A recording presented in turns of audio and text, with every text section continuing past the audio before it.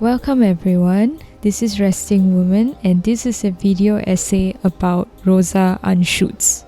We'll be focusing on her first EP, Rigid, her first album, Votive, and her second album, Strom. She collaborated with fellow producer Jan Wagner, who co-produced Rigid, Votive, and Strom with her.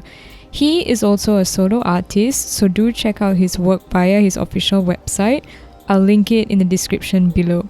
He makes interesting ambient and minimalistic music, and we can see how the collaboration between him and Rosa results in very interesting sounds. Rosa's signature sound consists of spoken word, soothing and large spatial vocals, accompanied with a prominent modular synthesizer, guitar, bass, and heavy beats via a drum machine. She divides her time between Berlin and Vienna and has an interesting approach to making electronic music. According to her official website, she says, simultaneously, the music portrays the will to resist the world and its currents, the currents that want to drive someone somewhere they don't want to go. How does one become an island in the current? As we will see later in this essay, her work has a common theme pulsating through her songs. Themes such as isolation and trauma are met with ritualistic discipline, which allows listeners to gain clarity about their own individual experiences. Although not clearly anti-establishment, her music awakens within us the desire to rebel against the harshness of life and to become empowered individuals. It is also important to note that she describes herself as a transmedia artist with a focus on sound, object, and scenery, including photography and film. As we will see later on in this essay, her practice goes beyond just making songs. There are artworks produced as an extension of her songs. In the podcast Lost in Sound, she spoke a little about her practice.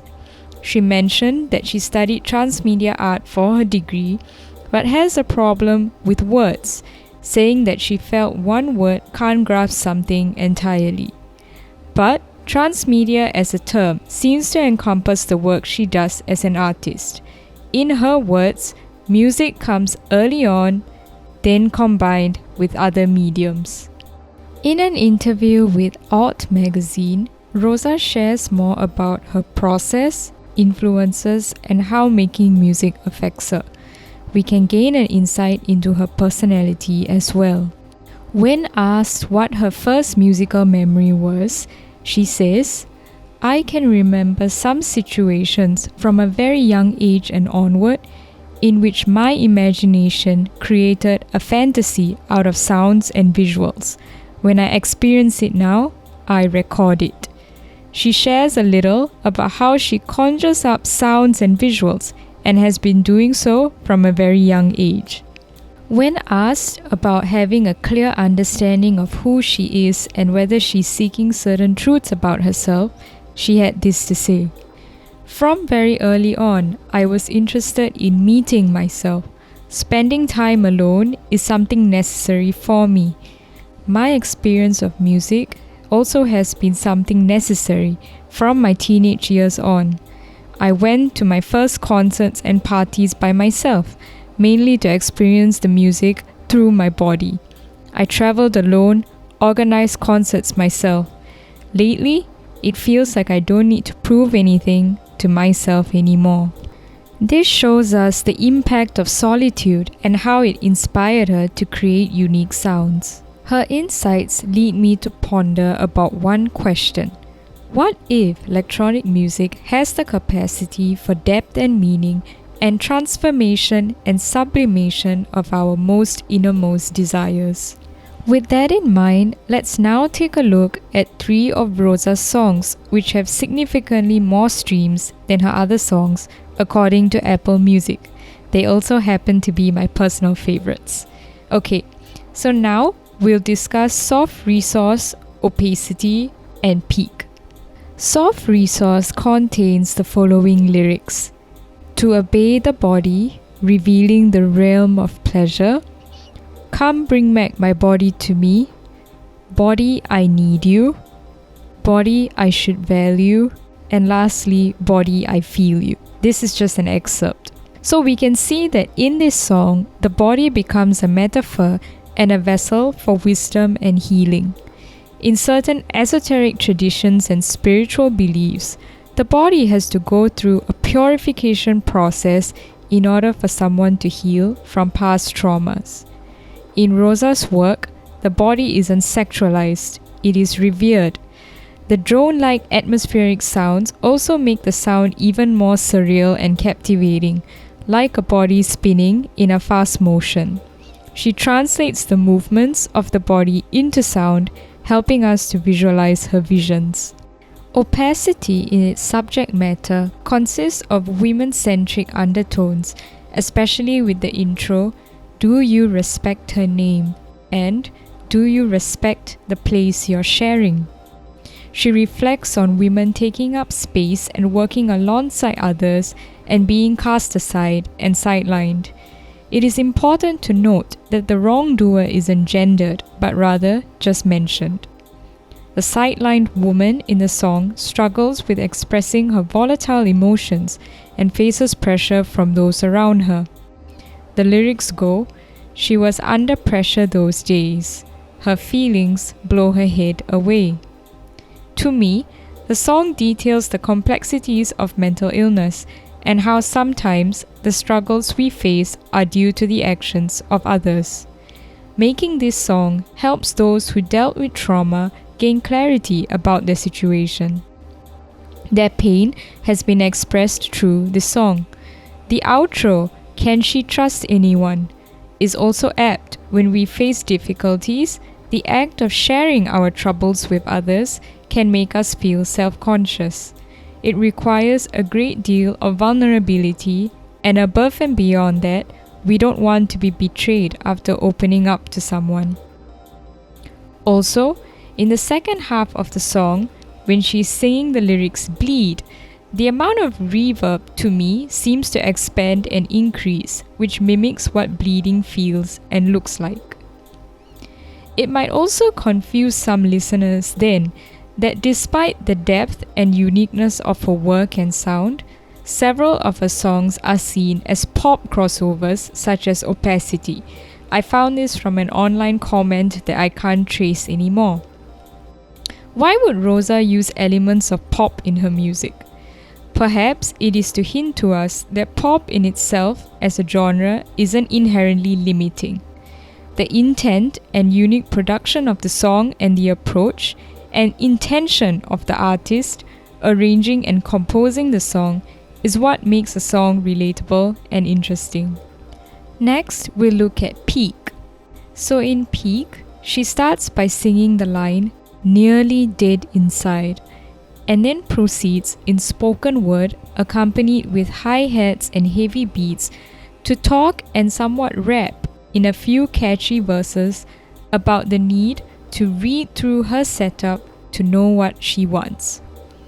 There are also other lyrics, "You ignored my setup, ignored my setup."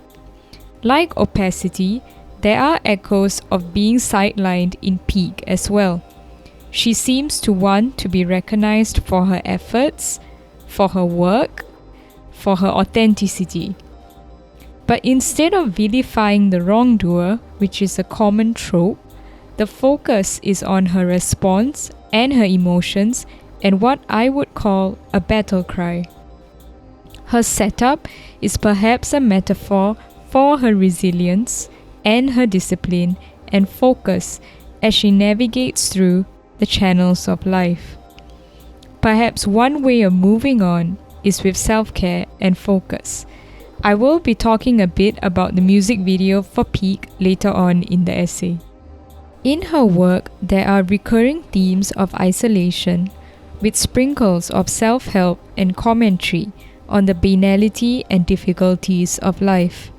When I listen to her music, I can't help but think that it's best enjoyed when you're alone in a room with headphones, which might seem strange because her work has been remixed quite a bit for nightclubs. The subject matter of her songs often address isolation and trauma, but she has a unique sound that could be transported anywhere, from your room to the dance floor. This crossing of boundaries makes her work very versatile. Alright, now that we're done with the introduction, let's do a deep dive into each of her releases. In Rigid, Rosa combines synths, atmospheric sounds, and rich, spacious vocals, which results in something electrifying, dizzying, and warm all at once, and portrays feelings of trauma, aggression, and numbness.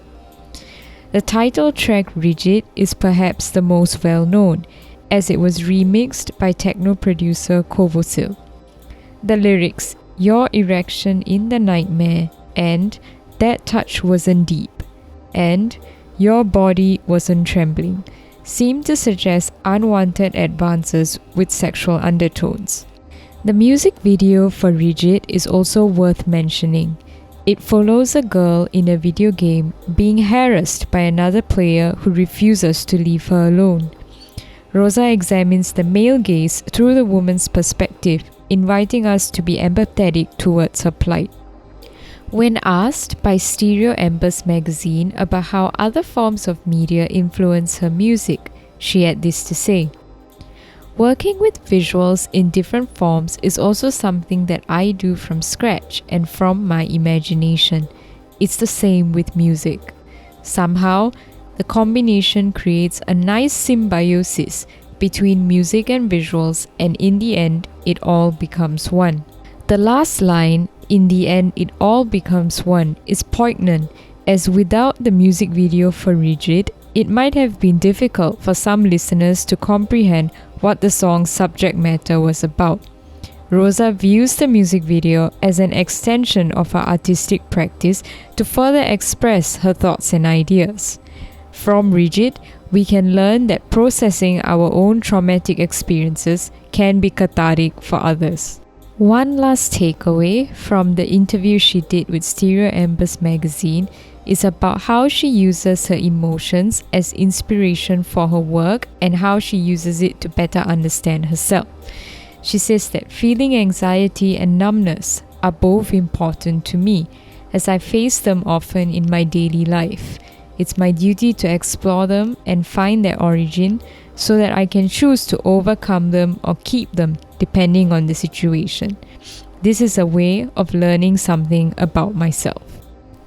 So you might be thinking, what happened after Rigid was released in 2019? Well, what follows is simply marvelous. When interviewed by Metal Magazine, she shares that she makes art from everyday life that comes from daily notes, thoughts, and experiences. This culminated in her 2020 release, Votive. Now, let's talk about the word votive for a moment. Even though it means offering and is often associated with religious connotations, as a term, Rosa feels that it is open and neutral. In fact, she uses the term agnostic, perhaps hinting that votive is a product of human intervention and not anything beyond that. Each song is a singular identity, and she is the bridge connecting everything together. Her unique position as a transmedia artist is also interesting because there is an extension of her practice beyond just the music that she makes. Votive, for example, has a strong visual identity in the form of the sculptures she made for each track. Here are some of them. The sculptures are intricately carved, again a reminder of the discipline required when making sense of unpleasant episodes that happen to us. She also shares how she came from a background of playing numerous instruments, but only by rejecting a formal musical education, she was able to hone her skills and create her own unique sound. She mentions that she doesn't think in genres and that systems harm her spirit. This is accurate as it is hard to describe what genre her music falls into. It is electronic but also atmospheric and reflective. In the podcast Lost and Sound, she says, "I started with piano lessons. As soon as I had to learn melodies, and how to play something, like there's this one way of playing.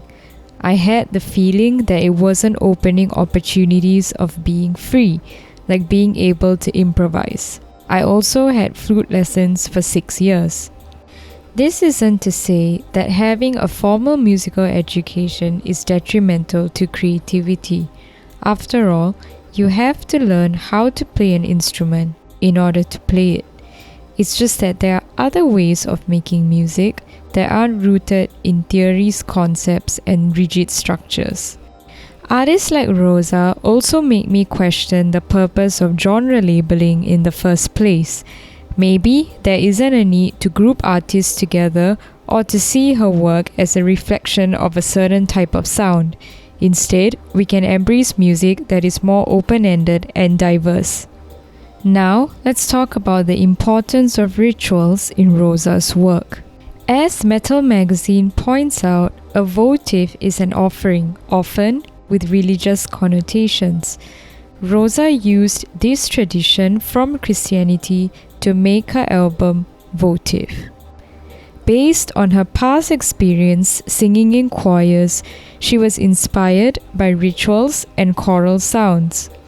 She mentions that rituals thrive on repetition. Perhaps she is hinting at the process of making the album, needing to show up every day and work on the same songs over and over again for close to 3 years. She also states that she created the sculptures by listening to the album again and again. She also talks about using reverb in Metal Magazine. Reverb is a sound effect that she applies on her vocals as well as her instrumental sounds, which mimic a choir in a church. Choirs often repeat verses to emphasize a melody or a message. Repetition combined with reverb creates a sound that is atmospheric and, like she mentions, ethereal. This makes Votive a record that thrives on repetition, from the way it was made to the process of listening. I personally listened to Votive on repeat and was soothed by what I would call its ambient appeal.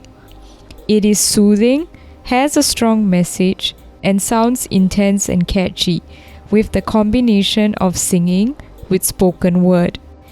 It is a compilation of heavy, spacious loops combined with intentionality. She talks about using reverb in the podcast Lost and Sound as well. She says, I always want to have reverb on my vocals, and I'm always putting effects on the vocals. It is a kind of illusion of space, which could be transcendental. If there's reverb, it means there's something bigger around. I'm recording in a room, and when you hear your voice with reverb, the space completely changes. It's an undefined space. I use effects with the instruments. Also, she says, drones have always appealed to me. Drones have this ability of being screwed into you. At this point, you might be wondering what influenced Rosa to make Votive. When asked by Metal Magazine, she said that she didn't want to reveal anything. Instead, she wants the audience to focus on what the songs mean to them personally, and for everyone to interpret it in their own way instead of being influenced by the backstory of each song's production process. Sharing the story or how they are rooted in the past would seal them and make them less accessible.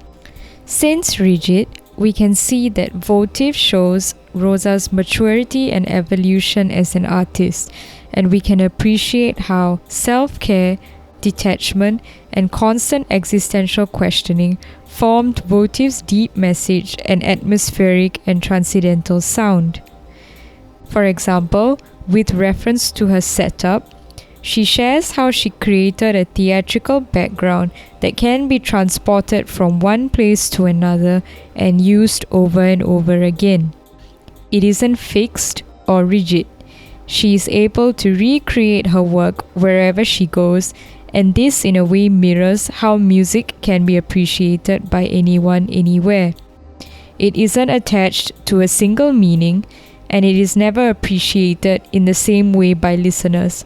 Her work is mobile and not rooted in systems or structures. This also makes me wonder if Votive isn't a concept album with a coherent narrative or theme, but rather informs listeners of a strong core message of independence and resilience. Essentially, Votive is the result of ritualistic discipline. Next, let's ask ourselves a question. What about following your intuition? Would that be an approach that comes naturally with discipline? For Rosa, this would be the case. In the same interview, she mentions that she doesn't expect anything specific from the sound. Rather, she goes with the flow, recording and building loops, and then continues with the next patch and she loops it again. Because she doesn't just expect one sound, she stopped using headphones as well, probably to help her hear the sound more clearly. This is in contrast to other approaches where a particular type of sound is preferred by artists who go on a long journey trying to replicate sounds from their favorite artists or influencers. She shares more about her intuition in the podcast Lost in Sound. She says, "If you make a ritual, you have ways of knowing what's happening and you can reach something. When I'm in the studio, I follow my intuition. I show a lot of concentration and it goes on for hours. I stop when I'm bored. There's some trust. I let go. I decide when I'm finished." Votive is meditative and repetitive, with her rich vocals attempting to make sense of the trials brought about by her struggles.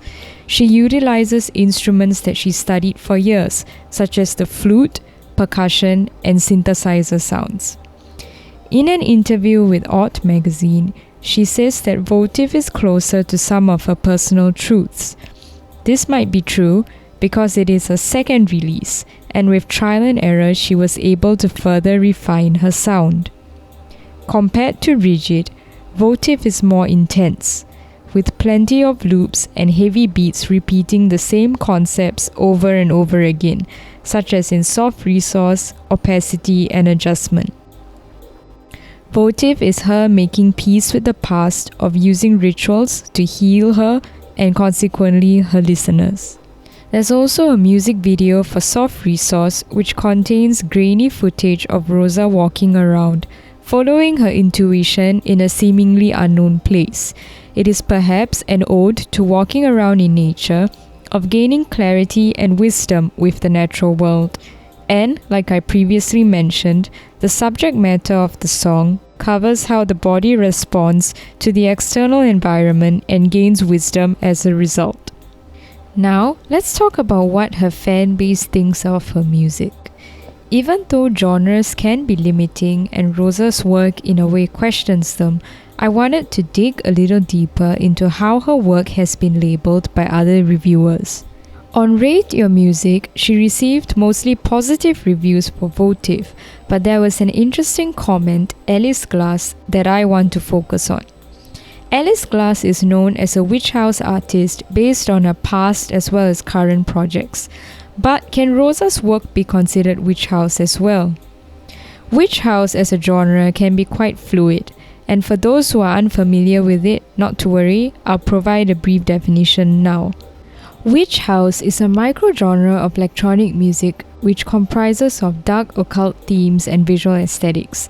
The sound is heavily influenced by chopped and screwed hip-hop, industrial music, ethereal wave, and dream pop.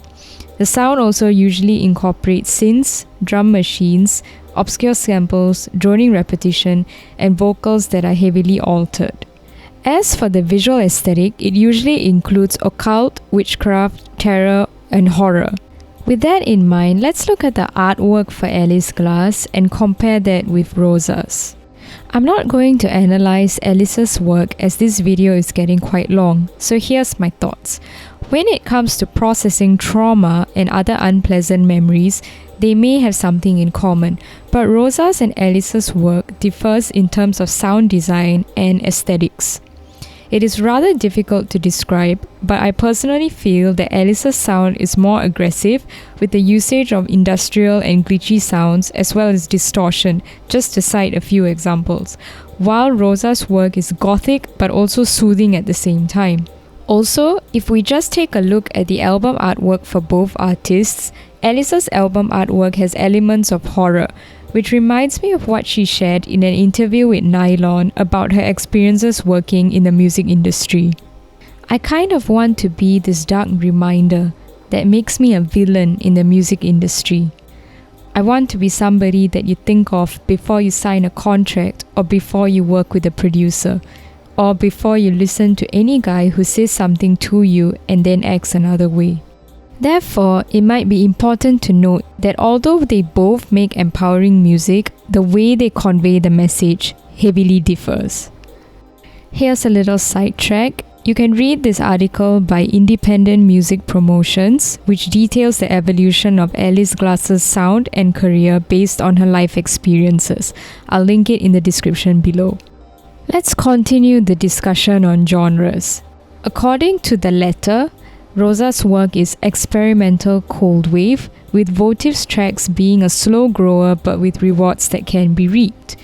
According to Residential Advisor, her vocals are gothic, and according to Bandcamp Daily, her sound is eerie, gothy, electro-balladeering.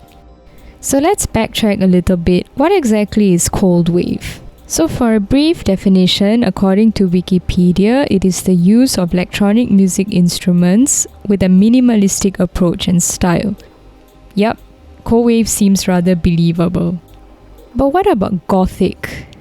What exactly is gothic? The dictionary definition is something that is characterized by mystery, horror, and gloom. This brings me to the next question. How do gothic elements surface in electronic music? Have other artists experimented with this in their work? And what sets Rosa apart from these other gothic artists?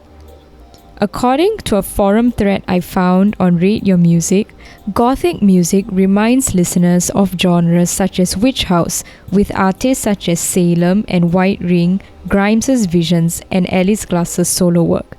These artists have not just a gothic sound, but a gothic aesthetic as well. Here are some artworks from these artists.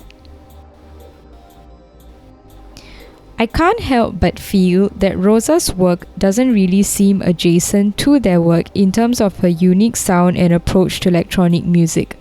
Her music might sound mysterious and gloomy, but when I take a look at her music videos and sculptures, I wouldn't say that her work falls into the category of horror. So technically, her work can be seen as gothic, at least partially. It's just that her work can't really be compared to other artists who are also described by this label. I can't seem to pigeonhole her into a subgenre with artists just for the sake of proving that she sounds like them. Now, let's talk about Goldena Strom. So you might be thinking, how does her next album compare to her earlier works? Her second album, Goldena Strom, seems to be more adventurous than Votive with its sound and message. After a phase of giving an offering through her work, Goldena Strom takes devotion and discipline to new heights. It is bold. It is an album of declarations and confidence, but also confessional. Forced Exposure states the following about Goldena Strom. It can be danced to, but one can also listen to it as a conceptual album. It is as full of beats as it is full of thoughts. It is an introspective dance music album that is also a concept album at the same time. So how has her sound evolved from her debut EP Rigid and her first album Votive? Well, Rigid is a body of work that's unearthing something deep and precious. Votive is a body of work that's being refined through rituals and repetition. Goldena Strom is about self-assurance and confidence, of taking a bold step towards realizing a grander and more unifying vision. With more prominent sounding synths and bold lyrics like "Bite the hand that feeds you," it further affirms Rosa's vision to make music that inspires people feeling cornered and isolated from societal norms. Its sound and resulting message is bolder and brighter, and she seems to be inching her way out of the gothic territory and making music for cathartic dancing instead. An extension of a transmedia practice would be that she made 4 music videos for Goldener Strom. In an interview with Brutalist, she says Goldener Strom is full of energy and strong-willed. The resulting music videos for Goldener Strom build up on each other and have a coherent narrative. Interestingly, they were shot in one weekend in Ghent, Belgium, in an old theatre. Let's analyze each video. So, for Their Blood, it has flashing red lights and a faint silhouette drifting in and out of a room.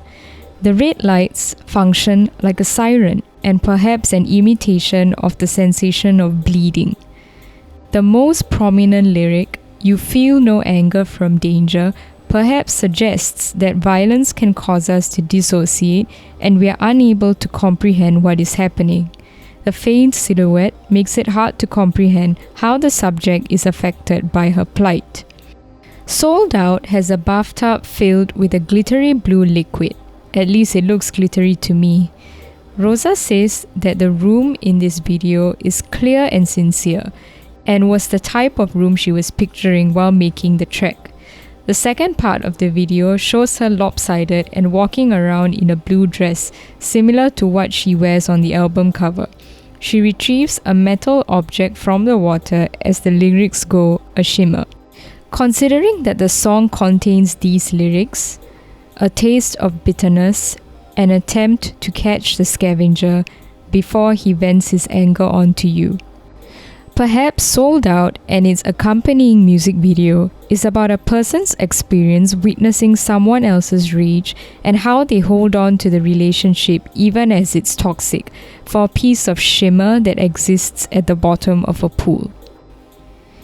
Peak is interesting to me because the focus of the video is the lighting setup, and the lyrics go, "Study my setup to know what I want." The setup becomes the subject matter and seems like a request for us to respect her work as an artist and to honor the process and not just the end results of creative labor. Lastly, we have Goldener Strom, where Rosa dances to the song. She mentions in the interview with Brutalist that she wanted to translate the lyrics.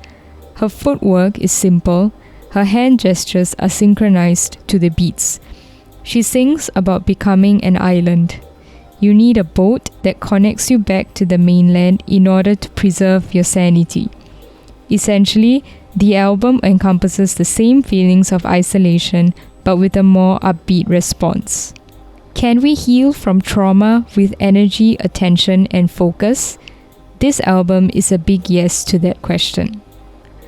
Also, here's an outtake. I realized that she released a video for Suspect 4 months ago, which shows a dog on its own.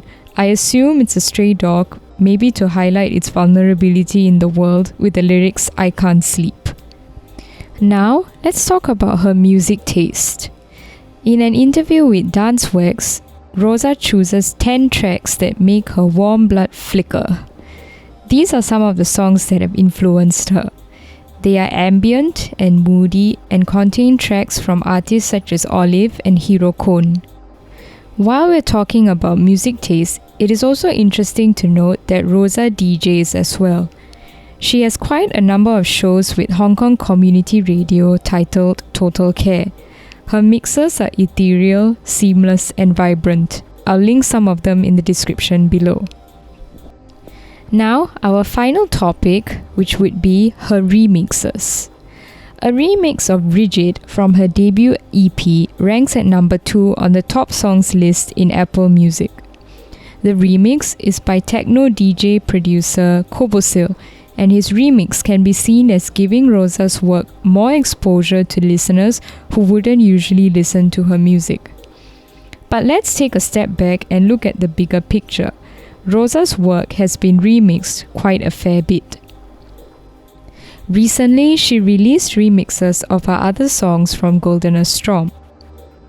Peak was remixed by Dollkraut, Polished was remixed by Umfang, Their Blood was remixed by Alan Alien, and Intuitive was remixed by Metaraf.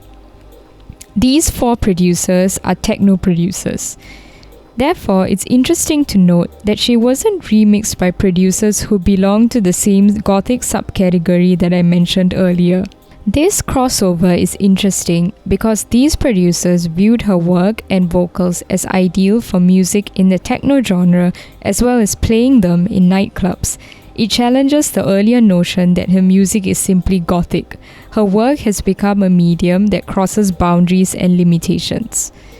Therefore, I'm guessing that her future works will be perfect for the dance floor. I'm sure that it's going to be great.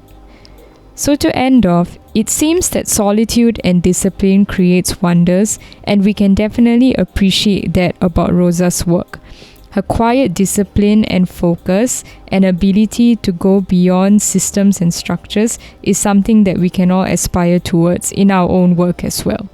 Thank you and see you again soon. If you like this essay, be sure to like and subscribe for more long-form content from me.